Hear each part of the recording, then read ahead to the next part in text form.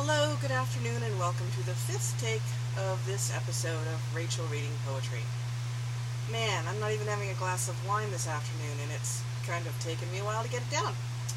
Last time there was kind of some feedback. I think I've narrowed it down to the fact that I have lots of fans going on in my apartment to keep me cool and provide white noise against the traffic outside.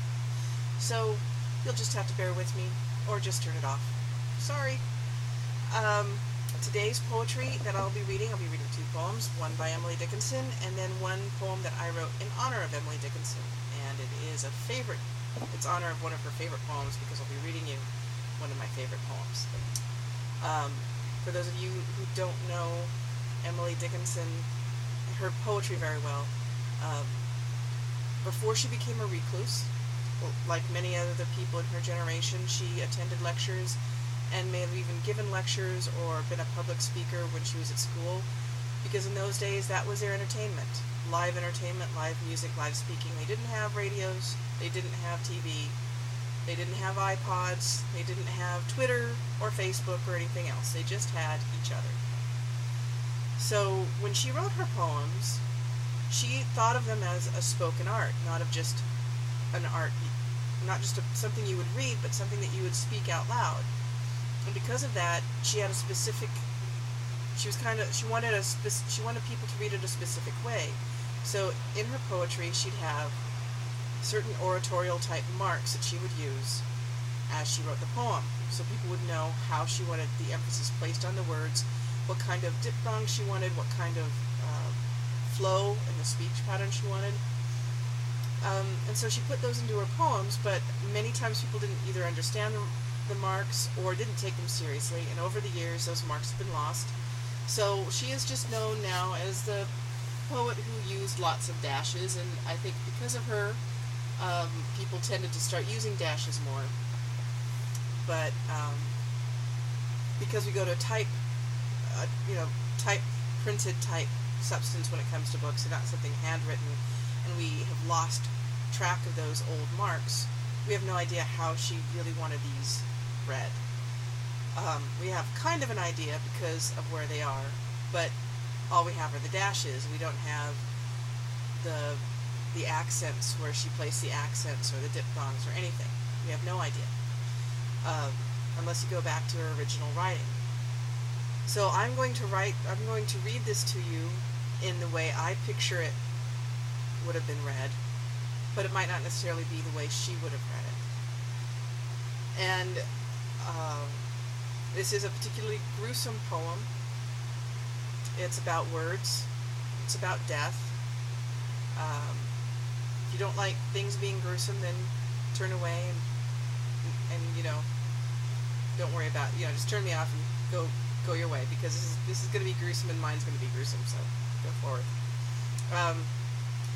So she writes about words and how they can cause just as much harm as a physical weapon, and she's also writing a little bit about death and our humanity, our mortality. But she kind of puts these two together, I think. People are always guessing about why she wrote what she did. I think, like many other writers, she liked to put herself in a what-if situation and just write what came out. What if I were a dandelion? What if I were a man in love with a woman? What if I were dying?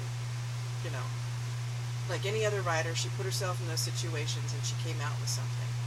And this is one of my favorites of what she came out with. It was written in 1862 and first published in a volume in 1929. So anybody who's discouraged, yes, sometimes it takes a while for things to come out and make the light of day, but keep trying.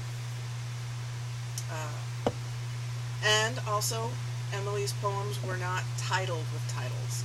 They either use the first line of her poems as a title, or editors use a number. So for anybody interested, this is number 479,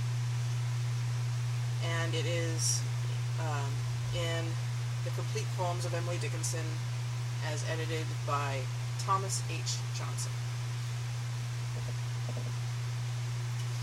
She dealt her pretty words like blades, how glittering they shone, and everyone unbared a nerve, or wanton with the bone. She never deemed she hurt. That is not steel's affair.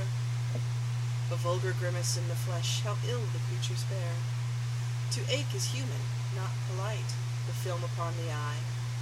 Mortality's old custom, just locking up to die. So you can see a lot of it has to do with mortality and death. And also, she dealt her pretty words like blades, the cruelty of how words can affect you. It can be just as damaging as a gun.